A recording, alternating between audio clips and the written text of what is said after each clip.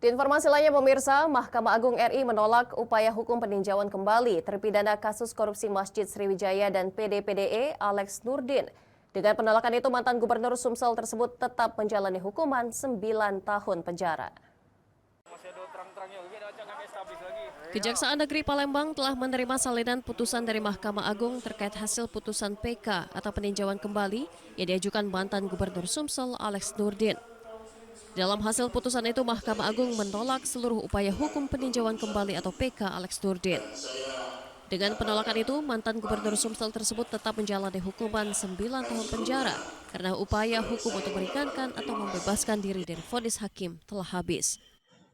Sependapat dengan kami, kita hargai putusan Mahkamah Agung melalui putusan PK ini, upaya hukum luar biasa. Semoga nanti terpidana bisa segera menjalaninya dan segera bebas setelah menjalani hukuman. Berarti ditolak? Ya, ditolak. Sebelumnya berdasarkan hasil sidang di Pengadilan Negeri Palembang, Alex Nurdin dinyatakan bersalah dalam kasus korupsi Masjid Sriwijaya, PDPDE, dan divonis 12 tahun penjara. Alex Nurdin kemudian menggugat putusan itu ke Pengadilan Tinggi Palembang dan mendapatkan keringanan menjadi 9 tahun penjara. Dari Palembang, Guntur iNews melaporkan.